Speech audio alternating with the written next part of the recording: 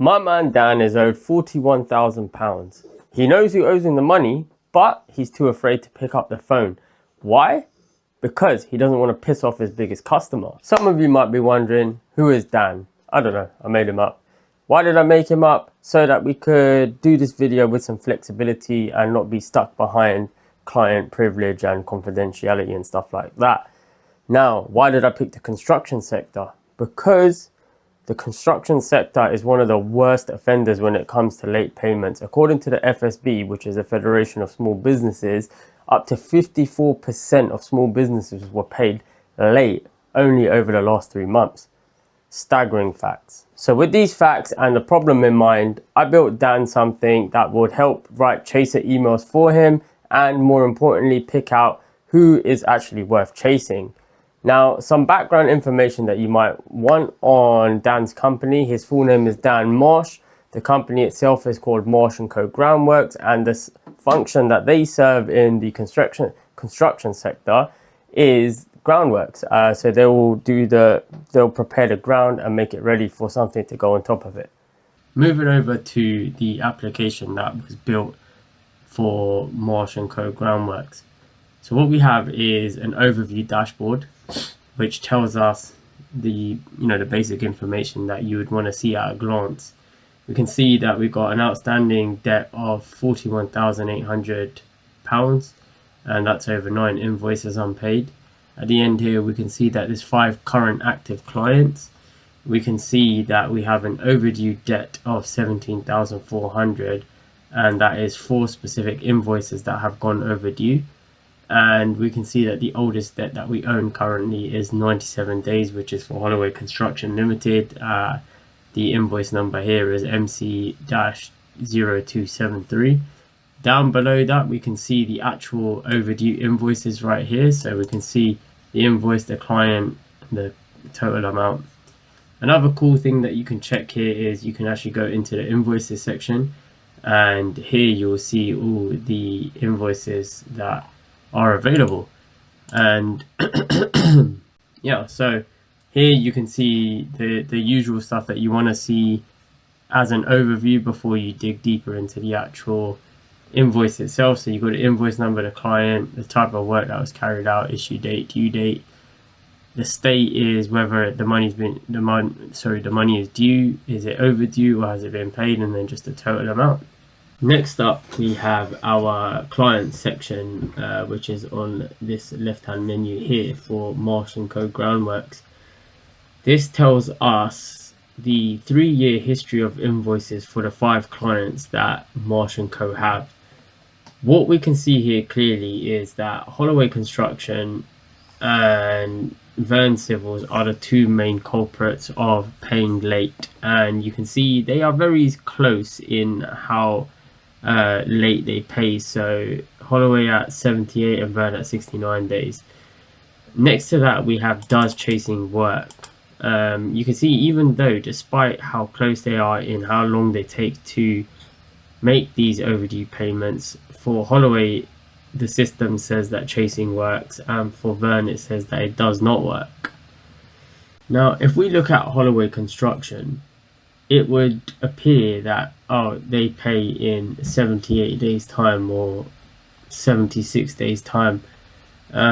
You would think the obvious answer is that chasing doesn't work, right? Because it takes 76 days to chase up this payment. So here's why that assumption is incorrect.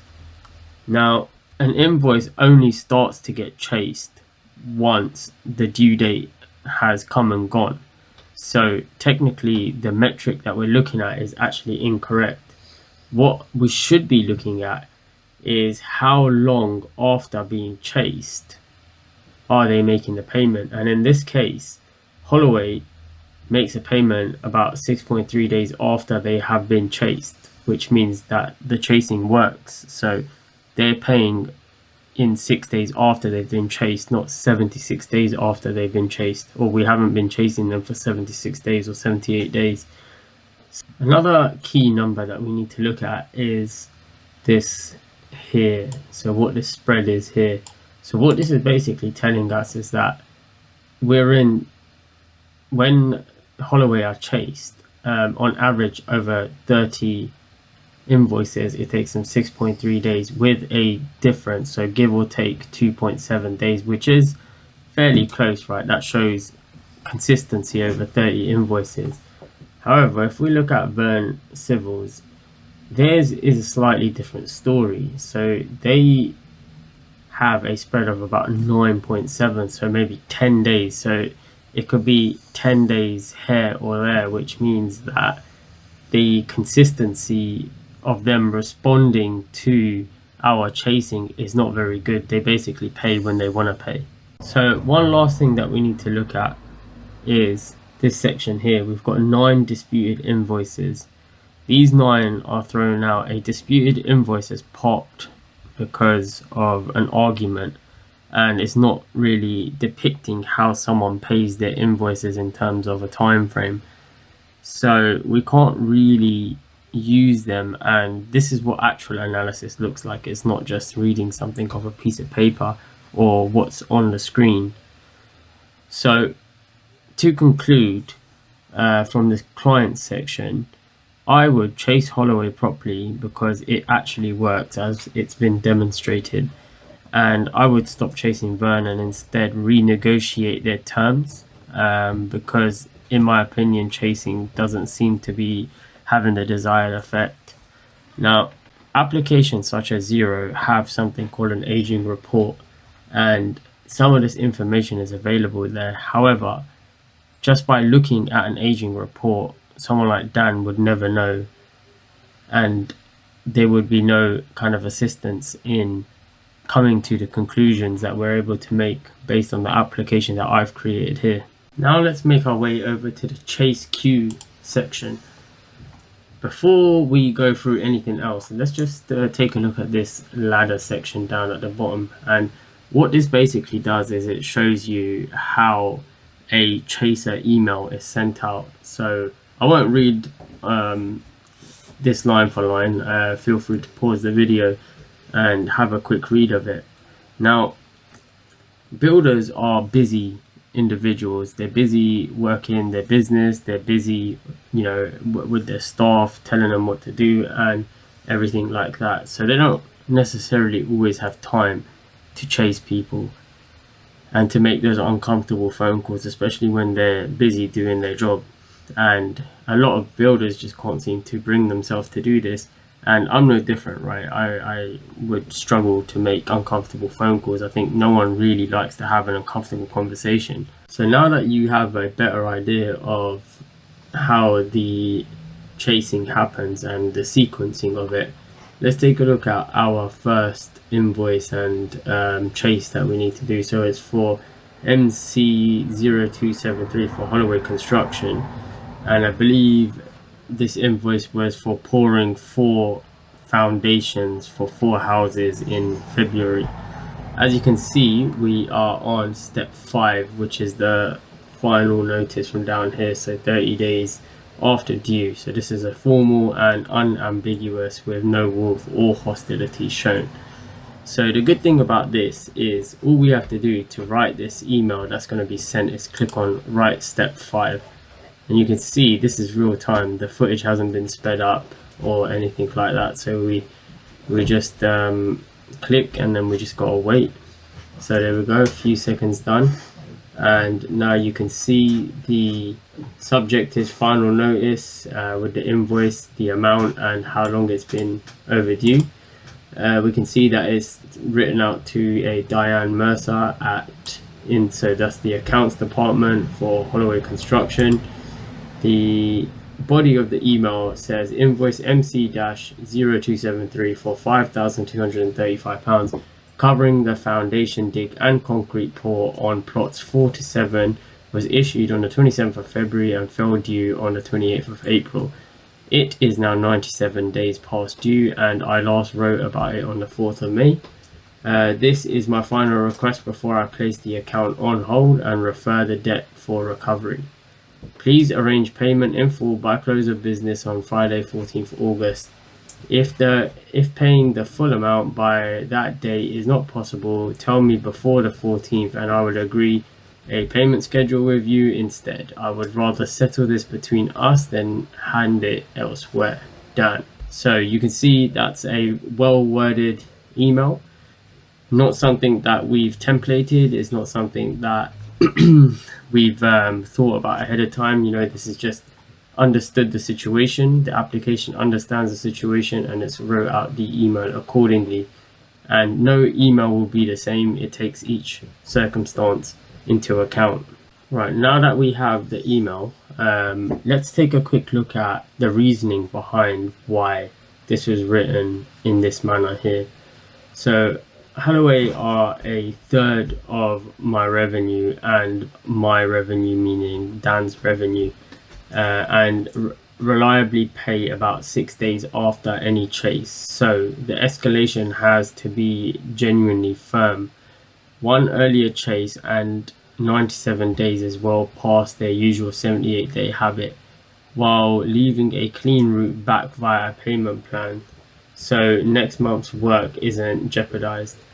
I stripped out all the warmth and stated the consequences plainly, but kept the deadline and the plan offer factual rather than hostile. There we go. So now that's been approved. It'll get queued for sending and go to Brevo, and that will actually send out the email. So obviously right now we haven't got Brevo connected because this is a hypothetical, I guess. And to show that this application is not just some templated sequenced emailing system kind of thing, let's so right now we know at our current date of 3rd August that we are at step 5 and 97 days overdue. But let's go back in time. So let's go 30, 60, let's go 90 days.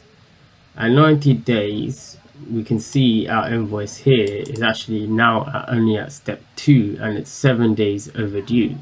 So if we were to now write step 2 email, let's have a quick look what it says. So now you can see morning Diane, following up on my note yesterday about this invoice for the foundation dig and concrete pour of plots 4 to 7. It's £5,235 and it went past due date of 28 April last week, so I suspect it's just sitting in the queue somewhere. Payment details are on the invoice and I'm happy to resend it or send it straight to whoever handles payment run if that's easier.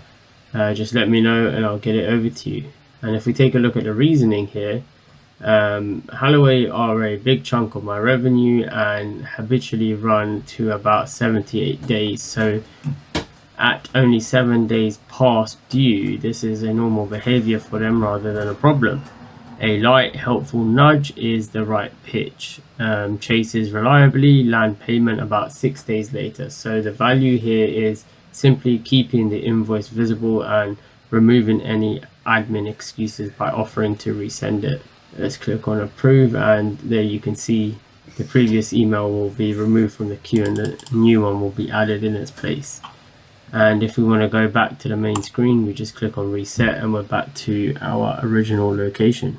Now that we have a bit more information, let's go back to the client section and let's scroll down to the bottom. So I've got a section here. Should we keep working with Holloway Construction? They have 9 invoices which have been queried. Now when you query an invoice, that is sometimes a way to buy time so that you don't have to pay in that moment in time. Now we really can't answer this question for Dan. We can show him the analysis, we can give him the information, but only Dan knows, can he replace the work that he will lose, considering Holloway are 39% of Dan's overall revenue. So if I was to offer my opinion to Dan, my opinion would be we need to be chasing them properly on a schedule for every single invoice if we're not in a position to lose the 39% revenue that we're making from this company. Now some of you watching this will probably think this is something that we can do in Xero, Now, don't get me wrong, Xero is an amazing platform, and I've used it myself personally in the past. However, Xero caps at 5 reminders, and it can't really differentiate between this is my biggest client and this is a regular client. So whilst Xero is amazing at what it does, for a chaser to be put into place would start at something, I believe it was £199 a month, and that is quite expensive. And that's why this application was created, just to bridge that little gap, for that little piece that's missing, and for a more personalized feel, as opposed to having to use Xero's own email and not your business's email when you're sending out these reminders. Dan was owed nearly £42,000, but he was reluctant to pick up the phone and give his biggest client a call because he didn't want to annoy him. But with this in place, he wouldn't have to. So what have we learned from this? It's not that we can write emails via AI. Literally anyone can do that. What we've learned is that we can create something that provides us a deeper analysis, which we can use to, of course, make better informed decisions. In this case specifically, whether we should be chasing someone or not. With that said, this was a lot of work to create, so I really do hope you guys enjoy this, and I would really appreciate a subscribe and a like on this video, so that we can make some more videos. And if you have any issues in business that you need to find a solution to, feel free to drop them down below or reach out to us, and let's see what we can create together. But until the next video, I'm out.